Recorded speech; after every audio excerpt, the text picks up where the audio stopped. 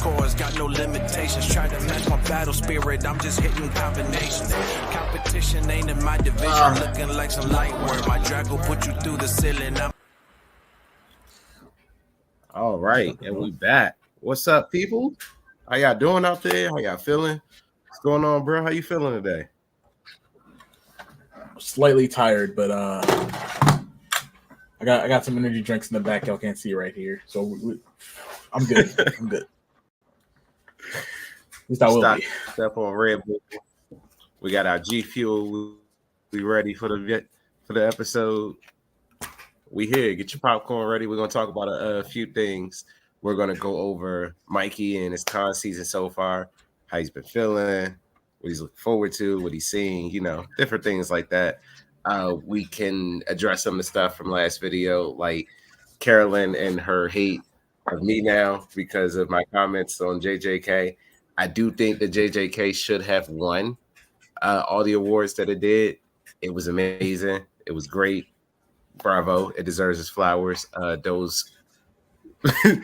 Those people who had to work overtime, good Lord, did they put in an amazing work because they were week on week. Like, as soon as one episode ended, you were working on the next one literally the minute it dropped. By the week, drawing out and pumping the anime of the year. Insane. Like, we didn't even think we were going to get to the end of JJK because they were just like so overworked and still put out one of the most beautiful projects.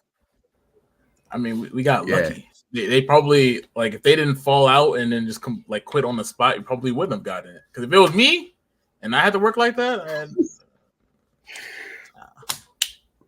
I get that enough already. Bro, they worked around the clock nonstop, and they were like, yo, you got to put out one of the best animes of the year. Like, you don't understand how much of the anime community it's waiting on you. Like, to find out how many people are like closeted like JJK fans is crazy. Like, learning that Usher is a fan. Oh, I mean, he is, isn't he? Would you have put Usher on your for being a J? Yeah, remember he dropped that spoiler on his Instagram. No. I would have. Yeah. I mean, I would have been mad. Yeah, if I was him. I'm sorry. I was like fixing my screen. I had something going on. All right, we're good though. We're good. You straight on my end, but yeah, I did not have Usher being a JJK bingo yet on my bingo list. You didn't? So like, no, like you don't think of people like Usher as having time to just be like, all right, I'm prepping for the Super Bowl, but I also got time to be up to date and reading JJK. If you think about it, right?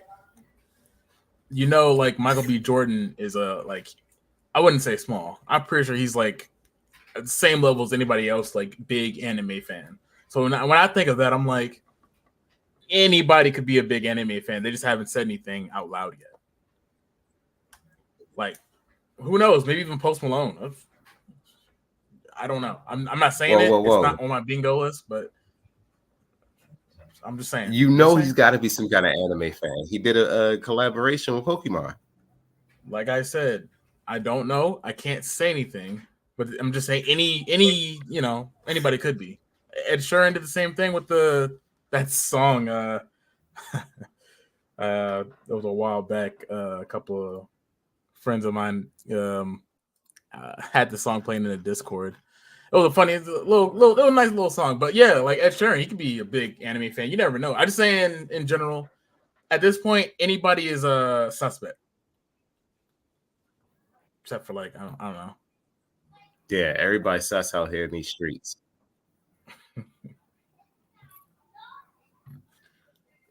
I don't know, man. I think at these days, like, anime is one of the biggest and hottest things going. Yeah, it's coming back. It's coming back a lot harder than it was before. At least back into the slight limelight. But it's been building for a while now. So I'm just checking out the Sleepy boogers. We're good. We're good. I think as far as like the booms go, like we had the superhero and the Marvel boom, and we were in that. Like they had us deadlocked in that Marvel phase. Like we went from $1 billion movie to $1 billion movie with Marvel. Like we had to follow, we had to know. And then it kind of was like, yo, WWE and wrestling is becoming like one of the hottest things again. And I'm not saying it's not. Roman Reigns is still doing his thing. Orange Cassidy on AEW still doing his thing. Sting just retired at AEW. The Rock has come back for WWE. It's still a great time to be a wrestling fan. However, when that Demon Slayer movie hit, it did almost $1 billion in theaters domestically. Actually, I think it did over. Let me fact check that before the comment section light me up on how big the Demon Slayer movie was. But the Demon Slayer movie did numbers.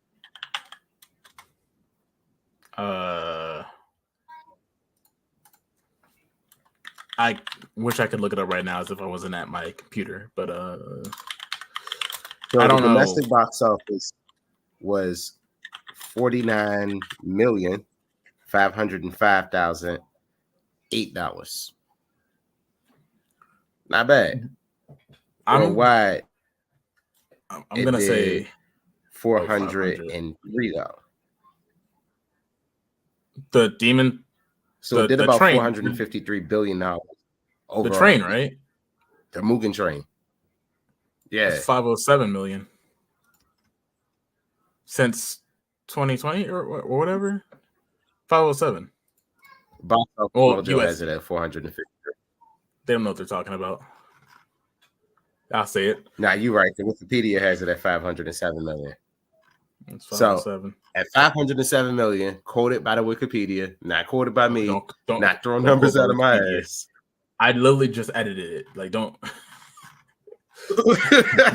I didn't, but I could because it's Wikipedia. But Box Office Pro also has it at 507.1 million, and you know anybody who's tracking these numbers know that these are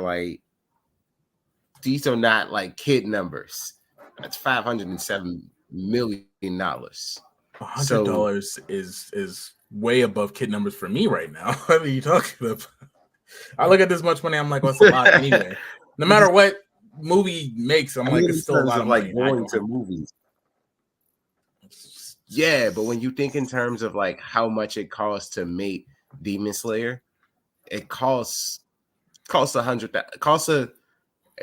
lot to animate a show of that nature and that caliber, and putting something out to the public like that still cost them a lot of money. Sure, it didn't cost them $100 million to make, but making back $507 million internationally, that's crazy, because this also came out in a time where like we were still in the pandemic, so people had to brave going out of their house to go watch this movie. Right.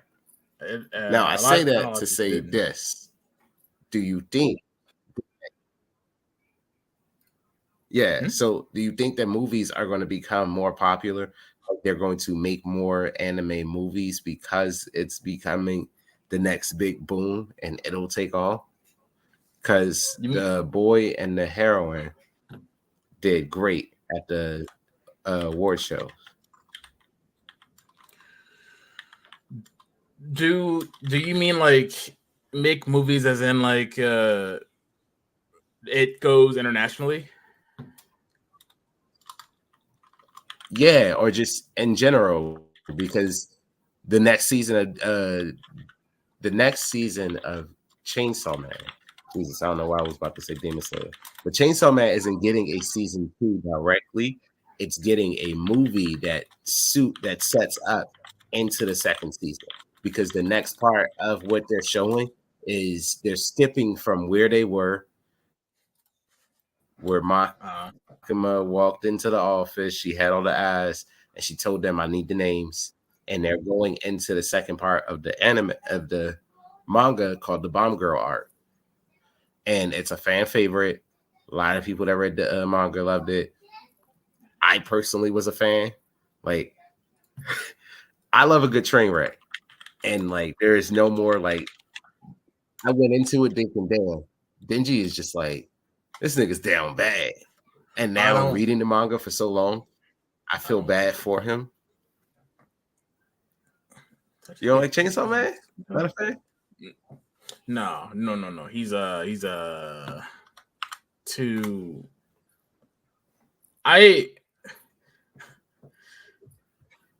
There's a level of too down bad, and he reminds me of myself, and I don't know. It's too cringy enough. It's way past the level. Like I'm not. I've read it and I've watched it, and I'm just like relatable. No, he's not. No. And then the whole everything about it isn't. It don't sit with me. It don't sit with me.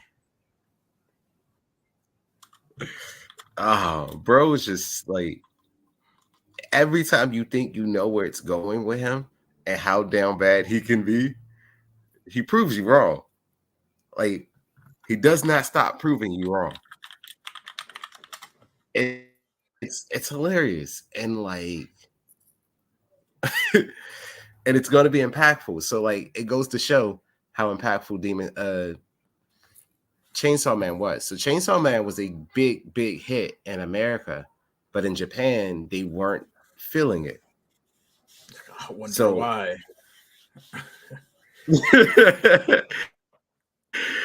So do you think that the movie coming out would change opinions on whether or not, certain animes start getting not necessarily a season 2, but just coming out in sets and series and movies because that'll still be profitable versus just we don't get a season 2 at all? The budget, because if the anime is just worried about making a buck. I mean, I'm not gonna like act like I know how much money it takes to budget an anime itself, which could be like what from like 12 or 13 episodes to an extended 24, and then compare that to a movie. I'm not gonna know that specifically, but I know from the past of animes that I've watched that have gotten a movie.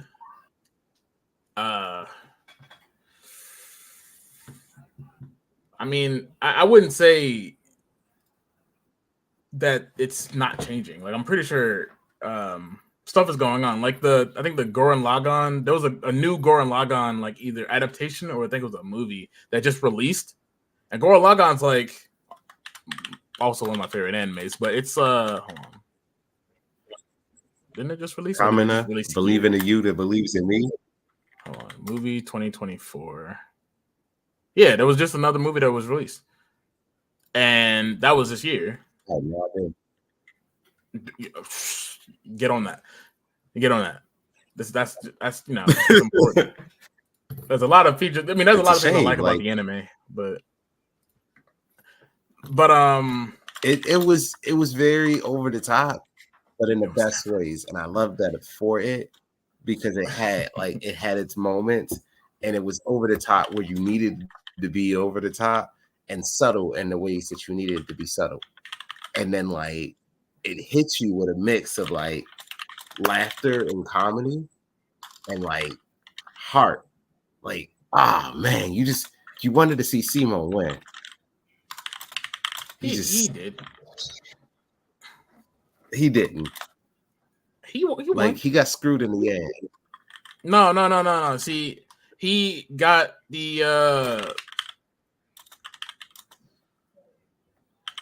how do I describe this? It's the basic shonen trait to where it's not a basic one, but it's one of the ones that you can develop in a shonen character when they are willing to and do sacrifice something for themselves or other people that they care about.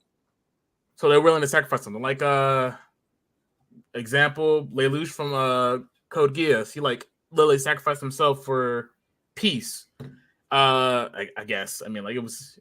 I guess. But they definitely. What's the name? They revamped that, didn't they? Like they said that he didn't die. Like I never got around to rewatching the movies once they said that he did. I believe those are like different. People kept saying he didn't die, but to me, he died for the cause. It'd be really bad if he didn't die for the cause.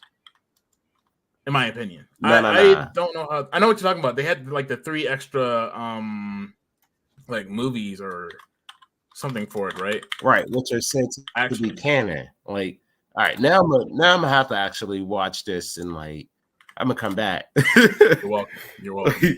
Like I had some free time during the week. Yeah. Yeah, was it Code Geass, the resurrection of Lelouch? Right. Yeah. I don't know. I don't remember. But yeah. So I had a friend who told me that the way they did it, it made sense. And I was like, I don't know what way would make sense for me to understand that, because I feel like he had to die. Like in certain cases, I'm not rooting for the bad guy, but it's a natural ending to certain things. You know what I mean?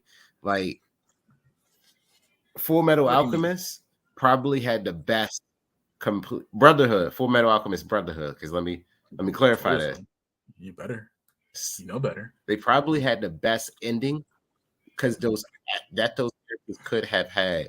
There was no better ending to me, in my opinion, in a shonen anime that I've seen than Full Metal Alchemist Brotherhood.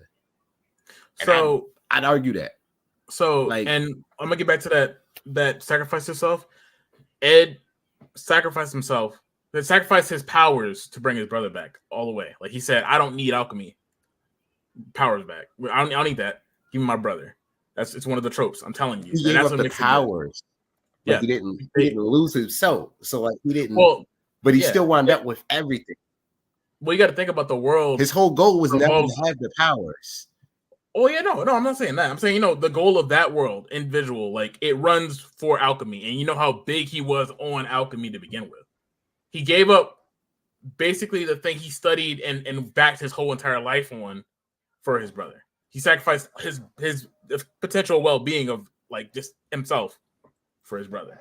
That's a shonen way. You sacrifice for the good of people, right? But yeah, that's that. Right. But see, sometimes in the shonen way, you don't have a choice but to just lose. Like in Shaman King. I mean, yeah. Like, of course. Oh, there was no way he could beat Zeke. No. I'm talking about Netflix adaptation. The Netflix one they did. Like they went into I'm not gonna spoil it. I'm not gonna spoil it if no one sees it, but I think the goal. If you haven't seen it, not the goal. The Asagorus, they had the goal of Yo. They lost being powerful enough to win it. Like they didn't go that far for Yo to be like, "Hey, bro, you still gonna catch this L." Like there are certain ones where it's like it's forgivable that they took an L because of circumstantial things, like Yusuke, for example. Okay. Togashi said himself he was sorry because he couldn't give the ending that he wanted because of his debilitating back injury. And then he goes from that debilitating back injury and goes, you know what? I'm going to give y'all exactly what y'all need. I won't give you more Yusuke, but I'll give you 2 characters that you'll love. I'll give you a world full of characters that you'll love from here on out. And then drop Hunter x Hunter. Like it was nothing. Hunter. But that's his specialty. He drops those. Granted, like stuff. Right. Like it's not finished. It's not complete. You could have left it before we got to the Dark Continent. Now you got us going to the Dark Continent, and we like, come on, Togashi, what you got for us, bro? But I get it, debilitating back injury and everything. Like, there's only so much you can do.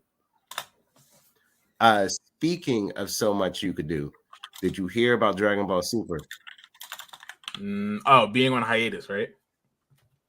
Yeah, so it's on indefinite hiatus after its newest issue that comes out this week. So this week's issue comes out, you get That, and then it's on hiatus until indefinitely. How do you think this affects the new show coming out? Dragon Ball, was it Diema?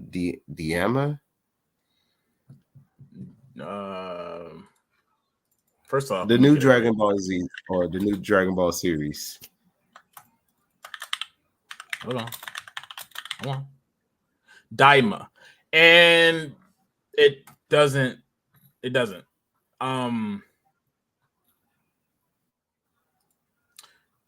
We had the Tournament of Power.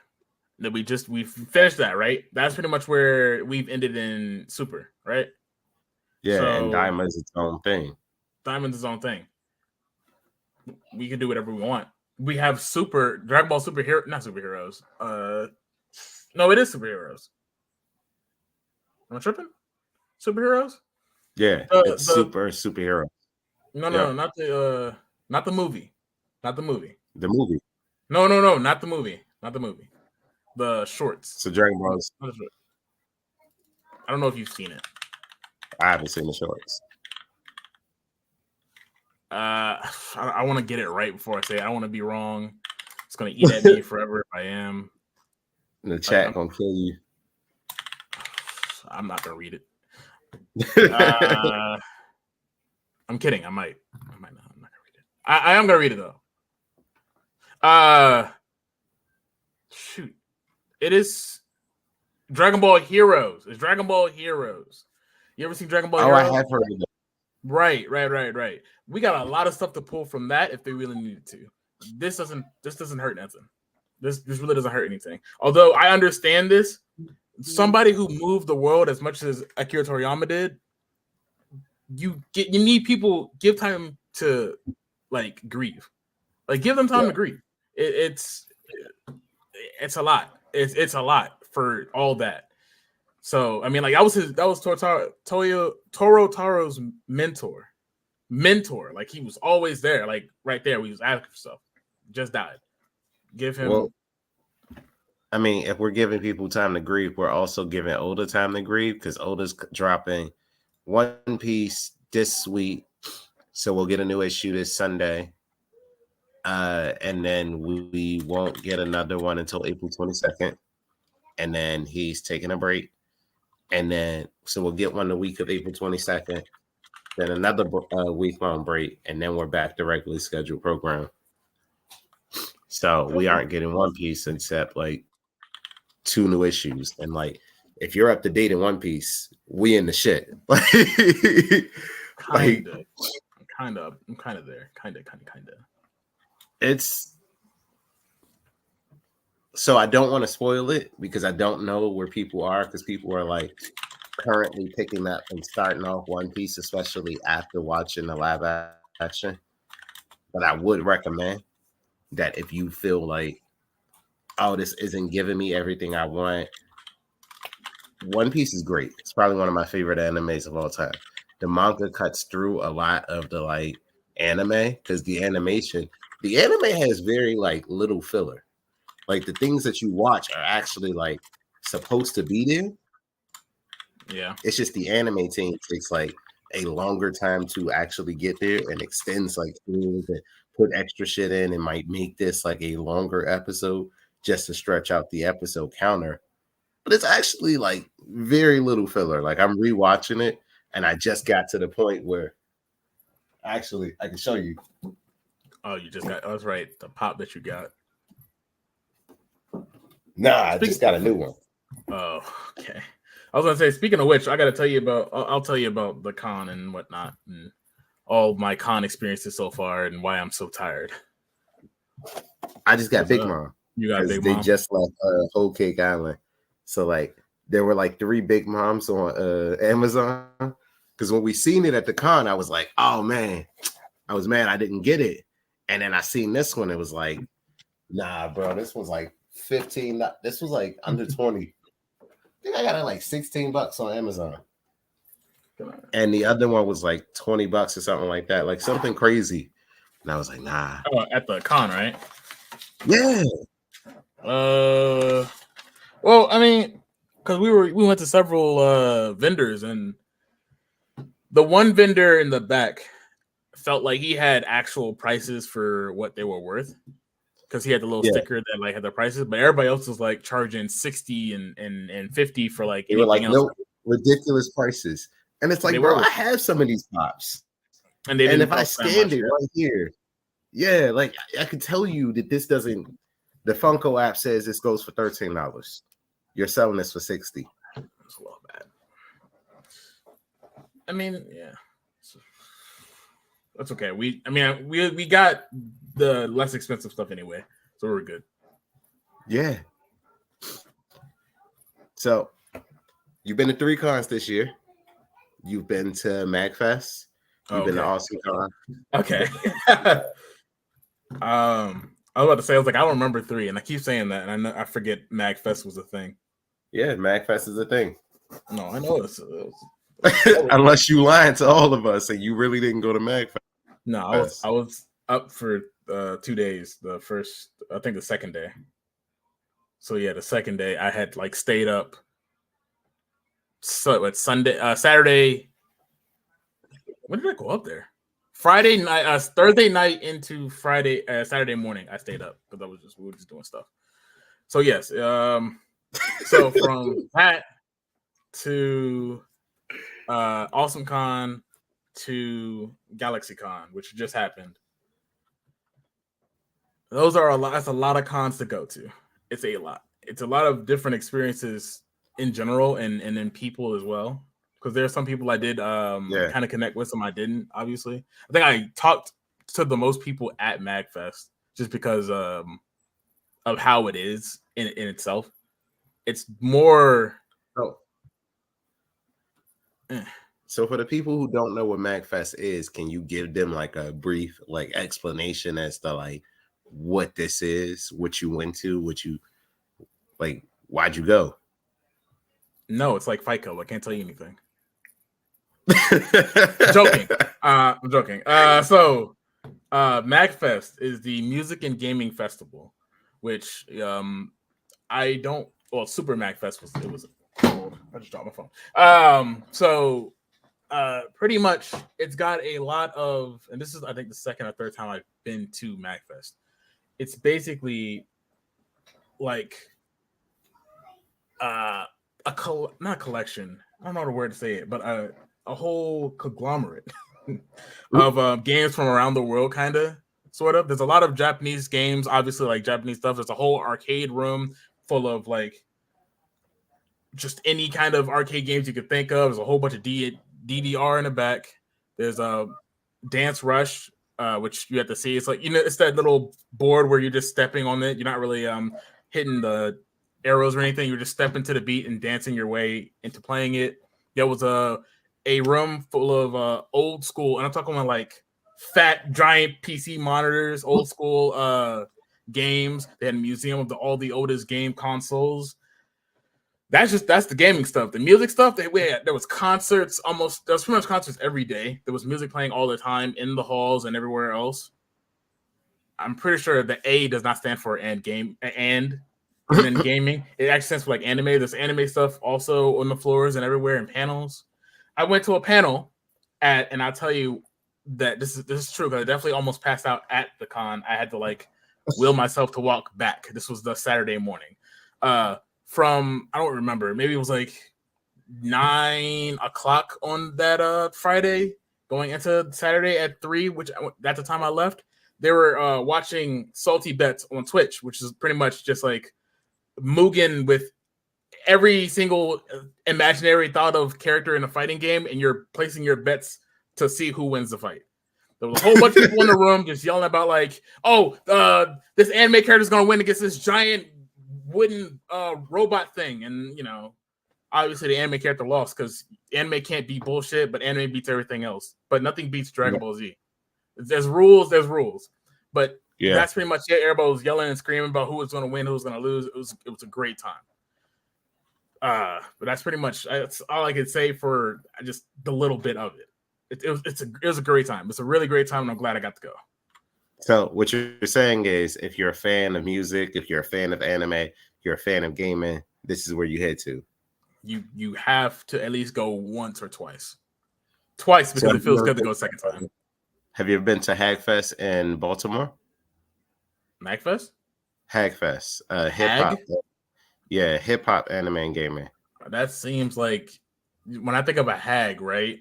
I think of like the evil witch that steals like little children away and eats them in the forest. So no, Nah, it's facts. probably a reason as to why I didn't know about it. I mean, we passed by the table at BlerdCon. I mean, not at BlerdCon. It was over next to BlerdCon table when we were at AwesomeCon. And I remember seeing it. So that's why I was like, oh, well, we'll talk offline. If anybody out there has been to Hagfest and could compare between being at Magfest and Hagfest, let us know in the comments. I'm looking up. It sounds really wild. I don't like. I see Hagfish. Nah, I mean it's in Baltimore. Like it comes up. It's like hip hop, anime, gaming festival. You sure? Am I tripping? This is a different guy than I'm expecting. Like on the picture of it. I don't know what you expecting. Let me have to. I gotta look this up too, man. I don't know what you said. Hagfest, and this definitely has a different feel of what you were talking about. I'm gonna say, hold on. This is kind of weird. No, this is not. That's not the guy. Don't bother looking it up, guys. Don't bother looking it up. This is I don't know. I see a Hagfest Halloween bash, but I don't. It's in Ohio, so I don't think this is the. Don't worry about it. I'm gonna find it. I'll send it to you. I've seen it online. I believe you. I'm just saying, like, what you were trying to get me set up in is completely different than what I thought. You know what I mean? Like, I'm not saying I wouldn't go. Something that I was headed to. I'm all for going to new places and experiencing a lot of new things just because it's like my thing to do. This just wasn't what I was told. You were about to like scam me. I met one homie that lives out in Tennessee.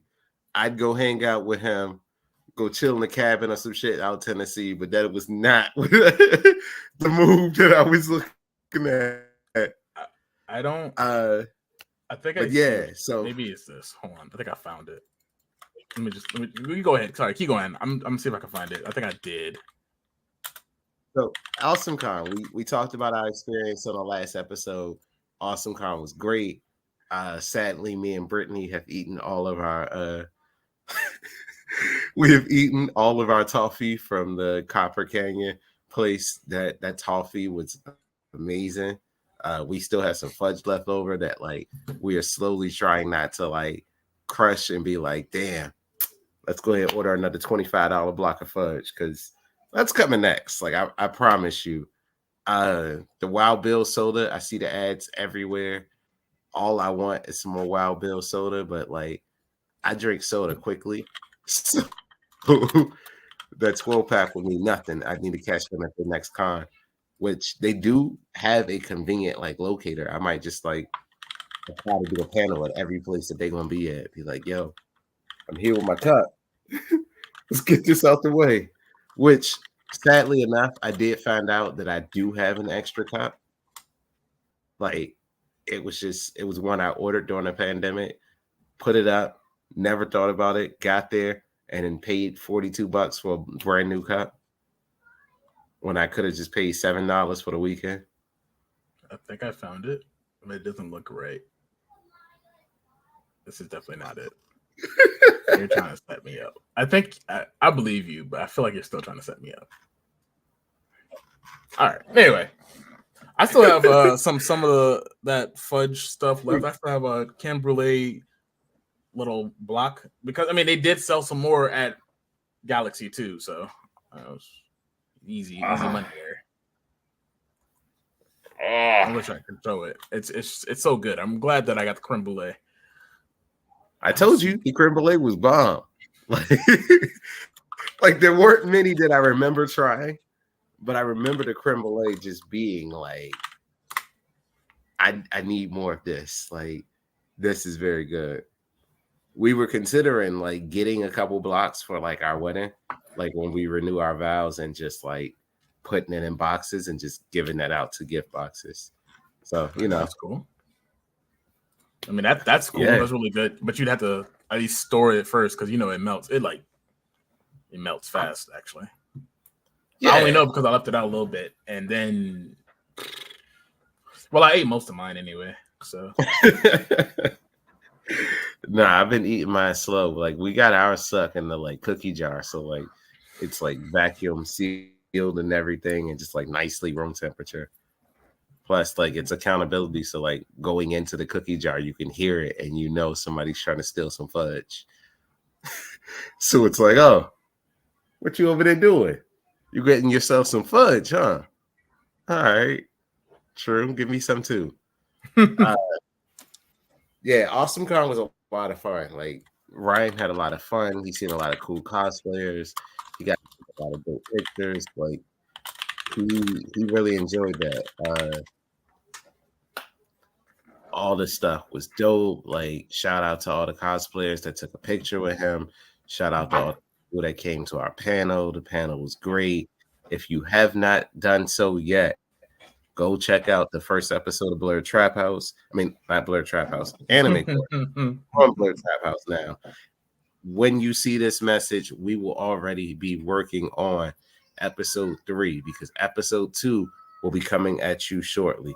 Episode 2 is either going to be The Trial of Aaron Part 2 or Sub versus Dub. We got to figure out which guests we got lined up for court that day. But depending on the episode, it'll be either episode 2, Sub versus Dub, or episode 2, The Trial of Aaron Part 2. So look out for that. Should we Aaron Yeager, right? I want to make sure that's not confused. I know a lot of Aarons. Yeah, it's definitely Aaron Yeager. He's the bad guy. Just making sure, because Aaron Black from Mortal Kombat is also a bad guy, and I didn't want to confuse it. So fair enough. Just making sure. Okay. But yeah, depending on the guests that we get, like we'll be working towards more episodes of Trap House and Anime Court coming at you soon.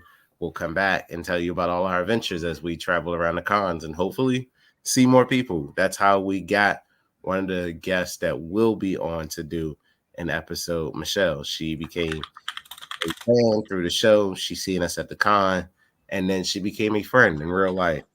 And now Michelle's like family died. So shout out to Michelle. And thank you for the stroller and car seat combo, because your boys haven't been. And family asks for your registry. So again, on air, you're a real one. Thanks, Michelle. Good looking out. And also to everybody else that ordered something off the registry, y'all are also equally loved and great. Mikey and Asia for baby shower coming through, doing everything that they did. Now back to regularly scheduled cons. We could not make it to GalaxyCon this weekend. We had some mess with the car, and it just trying to get a rental car just was not working out. So we pivoted. We went to go bowling on Friday, and then we went to see Kung Fu Panda 4, which was actually really good. Like Jack Black has been like solid. I really want to say the only Jack Black movie that I can remember saying, nah, I'm not a big fan of, is maybe Goosebumps 2. But the first Goosebumps, I'll give you that one. It was a solid movie, wasn't bad. You did your thing. But Goosebumps 2, you went too far. Like, it wasn't even Jack Black that gave a bad performance. It was just like the movie overall felt unnecessary, and they kept adding in too many components to an unnecessary thing. Like, he was R.L. Stine, but R.L. Stine existed in that world. Like, you got to see the actual R.L. Stine. So it's like, all right, that's a nice little thing at the end. And then by the second movie, it's like he had a daughter who came from the book because he wrote the book, and now the daughter is coming out of the story like one of the monsters. And it's like, come on, bro. Like, you have there's so many Goosebumps stories and so many Goosebumps tales, and like, this the one you come out on? But yeah, that's the only miss I could see from Jack Black. Everything else, School of Rock, Bowser and Mario charting with Peaches and Mario, Jumanji, the live action one, he was great. Tropic Thunder, he was great. Like you name it, Jack Black has been consistently, he's been solid. Nacho Libre, solid. I mean, Nacho Libre was never gonna fail. I'm just throwing it out there. It's never failed me ever. Never. So have you seen the Quiet on the Set documentary yet? No. I don't think I even have you had the chance to like not even sure what that is. I could tell you yes, but it wouldn't Quiet on the Set. So Quiet on the Set is essentially the story about Dan Schneider. Like this is the official. Oh, okay. Hold on. Wait. Sorry. No, I've seen a lot of this floating around Twitter. I didn't realize that it was already like out to watch. Oh, it's a 4-part documentary. Like if you got HBO Max, it's all on there. I watched it live when it came on. I mean, obviously I DVR'd it because it was 4 parts. I wasn't sitting through all that, but it was just detailing how much, like how Dan Schneider got his start and how much control he like slowly started to gain and how much control he had over these kids' lives.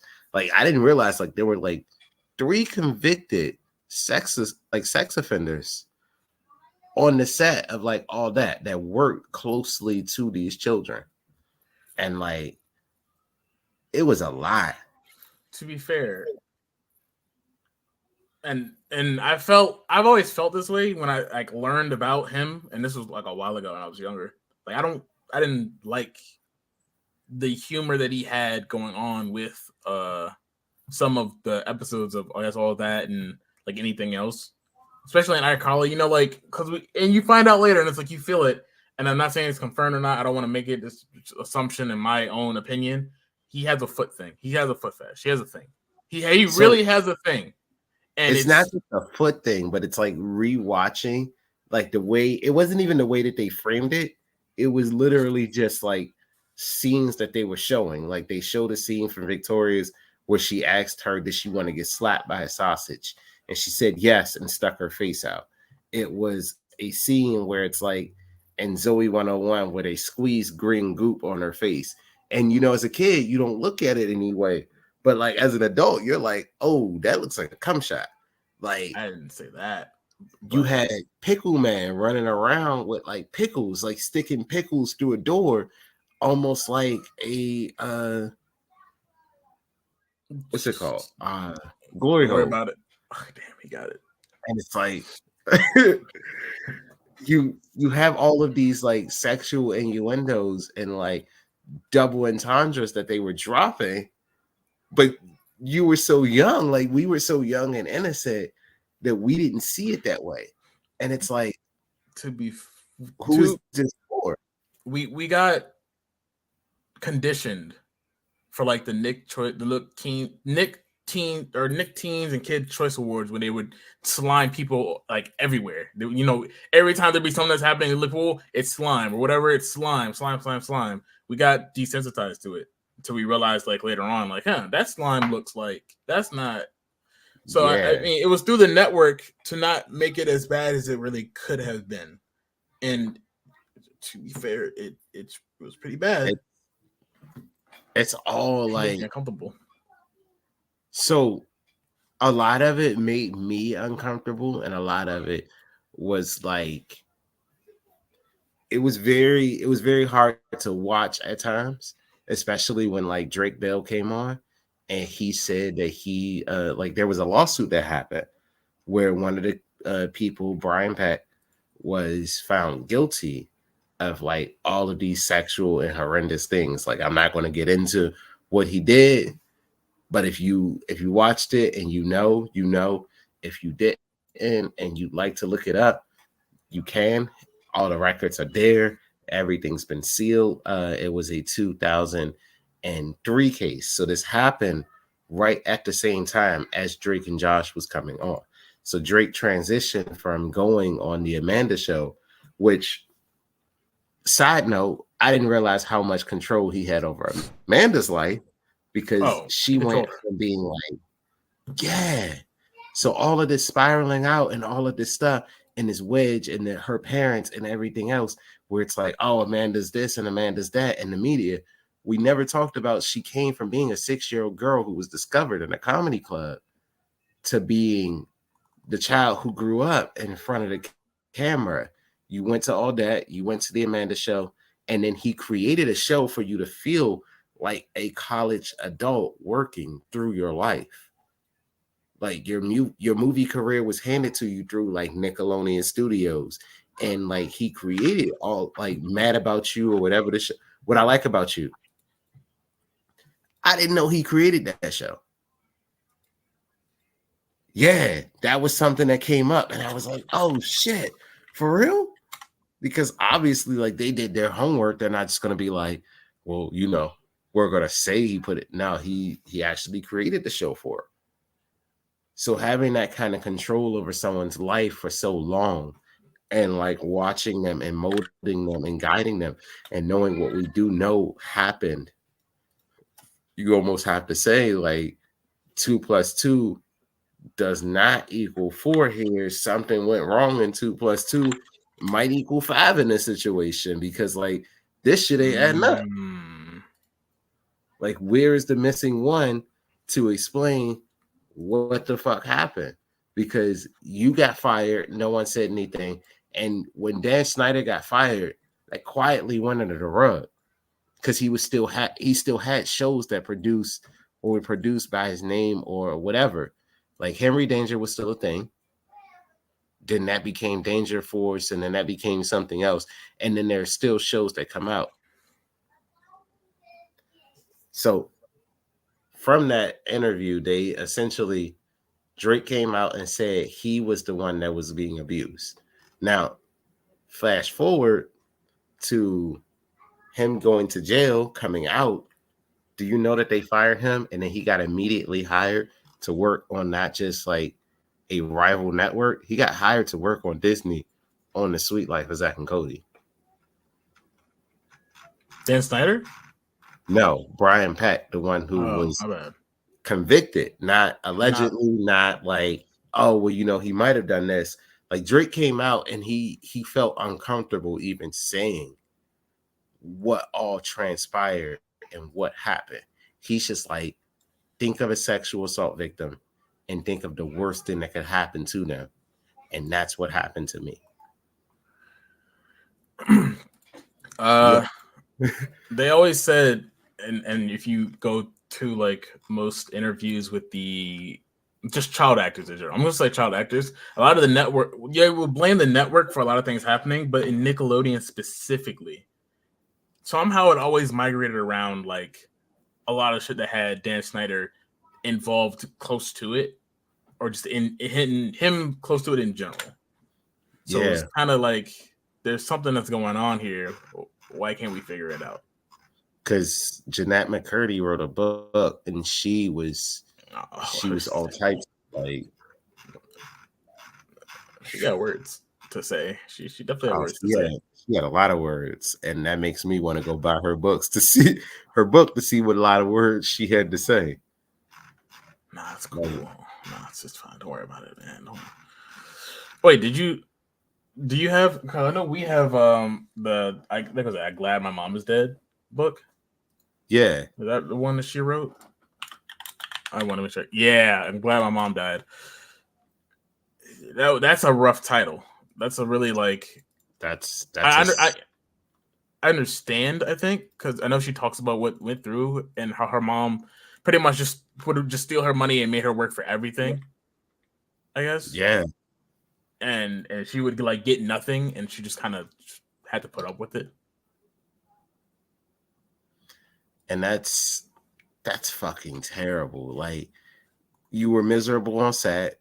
You had to be miserable at home because your mom is stealing your money because you're working and you're miserable. Like, at least if you're miserable at a regular job, you can come home and be like, you know what? I'm gonna go buy myself something nice. I'm gonna give myself a new chain. I'm gonna buy some Jordans. I'm gonna buy a PlayStation. Like, I'm gonna go and I'm gonna do something that takes my mind off of it. But when like you're working all the time and you're like, because they essentially were saying like they make them break the child labor laws. They were like, hey, you're comfortable working for a few extra minutes, or you're cool doing this. And they're like, yeah, I mean, I guess. Like, and one of the actors was saying, like, he thought to himself, this is how I get my family out of the hood. So everything that I can do, I'm gonna do it. And I mean, I guess that's how she felt too. Like, she felt trapped because her mom was making her like do these things, do these auditions when she didn't feel comfortable, when she didn't feel like good about this. Like, being bossed around and bullied by somebody essentially and put into these awkward situations that you didn't want to be in. Like, you're a child and you shouldn't have to feel like the burden of like having to make the money for an entire family. Like, if you're a child actor that got discovered and this is your next thing, cool, dog, do what you got to do. But like, I'm not going to make you make money. Like, I'm going to make you go to school because the government's going to make me make you. But I'm not going to make you go out and like earn money so that I can finance my lifestyle. Nah, if I want to go out and buy Funko Pops all day, I got to go to work.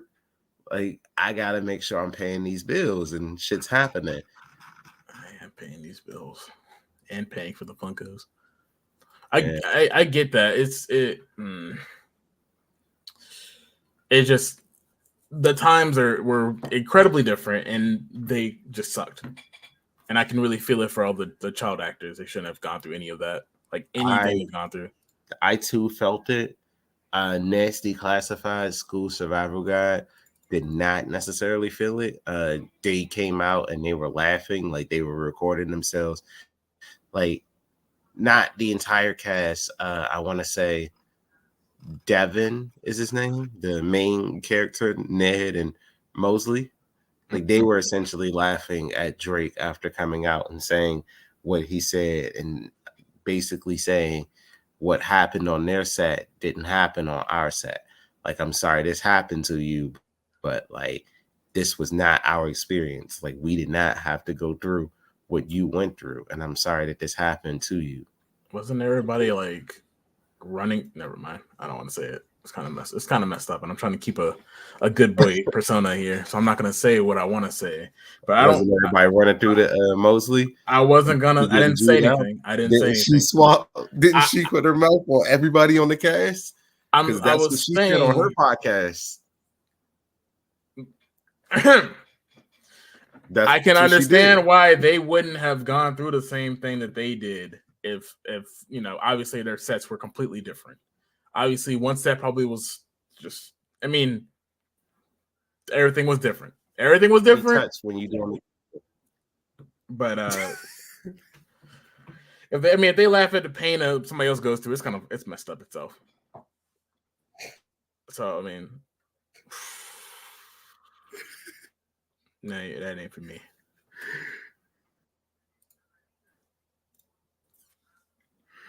So yeah, in Drake's face, he was very uncomfortable, him and his father, so he could like get him to be more comfortable, so that he could like he could do this to him, because he said in the like any interview, he wasn't comfortable, but he wasn't sure what to do, and he didn't want his lifestyle to come to an end. Like, he's making money, he's happy, he has friends, things are happening for him, and it all spiraled out. So I could understand, and my condolences go to however he's feeling. Like, I need him to,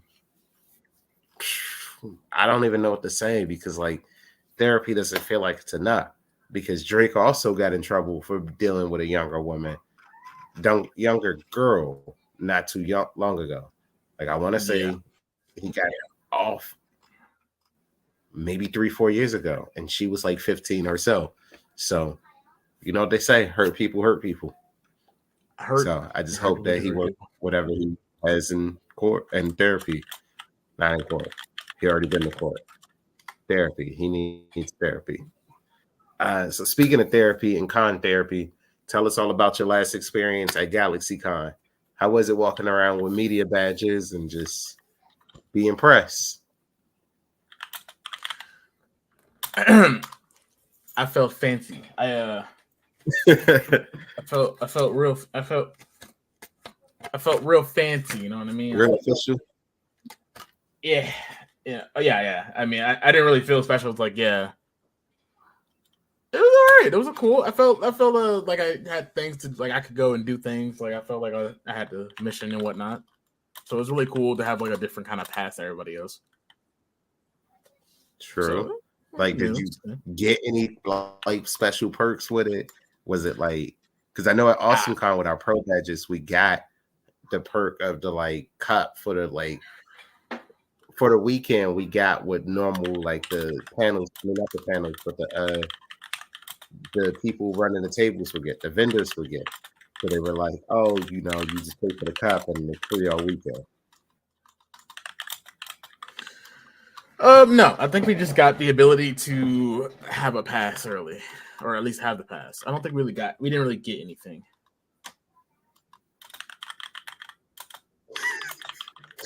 True.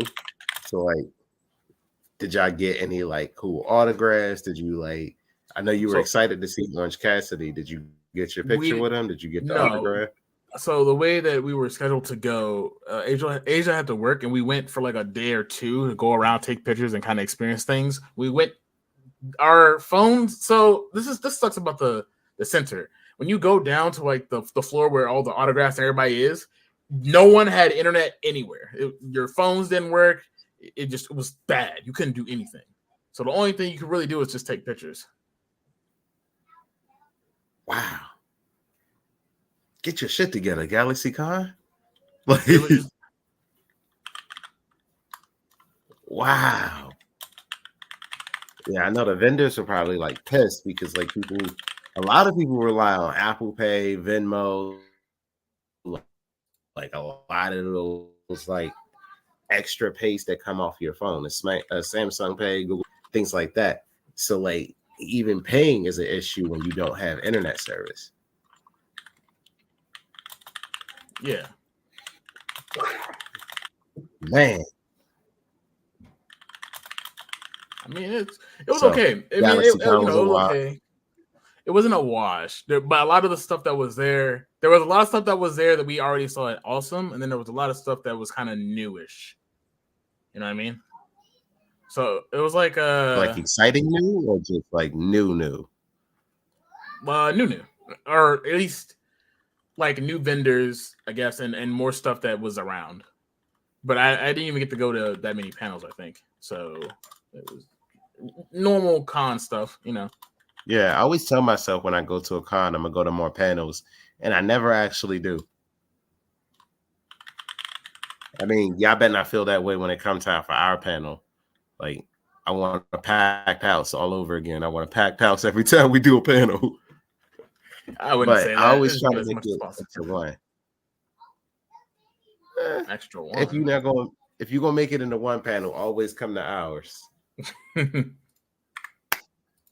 So you've been to 3 cons. How would you rate the 3 cons that you've been to? MacFest is always one. Awesome and Galaxy, I feel like they are around the same thing. Like if I went to one before the other, then I wouldn't have to worry about either or. So if you had to choose one for next year, let's say it comes up, they're at the same time, because we know when AwesomeCon's next date is. It's already been announced. Okay. Which one would you choose? Between Awesome and Galaxy. So for me, I feel like I choose Awesome, although Galaxy has more like people there. Like they have a shit ton of celebrities and like people lined up. But based off of what you're saying, if it's not a lot of internet service, I'm gonna have to go with AwesomeCon because we got split up a lot. and like Yeah, the they ability would to like to reach measure. shot would be annoying. Yeah, I don't know if it was something that was going on because that was the first day. You know, obviously there was a lot of stuff going around. I don't know, but I would, if that was a thing, if outside sources or whatever affected it, Awesome Con would definitely be the pick. Yeah, I mean, Awesome Con was dope. Like it did feel like very limited. Like the reason I love BlerdCon is because like when things start to feel like, okay, well, I've seen all the artists I wanted to see. I've seen all the vendors that I wanted to see. You know, I'm kind of over the pricey foods outside. There's still like other things to do. So like you go down and then there's video games and then there's a party happening somewhere. And then like there's something happening. And then if it's not, then I can always just go back to my room and come back in an hour or two and watch things change. Okay. But like as far as every other con I've been to, it doesn't feel like, maybe I need to go to a different 24-hour con to feel like, yeah, this is what a 24-hour con feels like. But I don't know. I mean, I think BlerdCon will always be my like number one con. Awesome Con is a 2 though. A 2. So yeah, I think J1 Con might be the next one that like might be our number one. Unfortunately, J1 Con might not be happening this year. May or may not. We'll have to check back with Jason on that one. Not really sure. But I think for us, this is going to be it. We're going to call it right here. It has been a pleasure speaking with you. Y'all in the comments, thank you for coming out. Please make sure to see us on all of our streaming platforms. We are on YouTube. We are on Twitch. We are on Facebook. We are on Instagram. We are everywhere. We will be going live with not live. Don't forget to see us in our anime court. We will be doing the WrestleMania watch party. And don't forget to check the main show.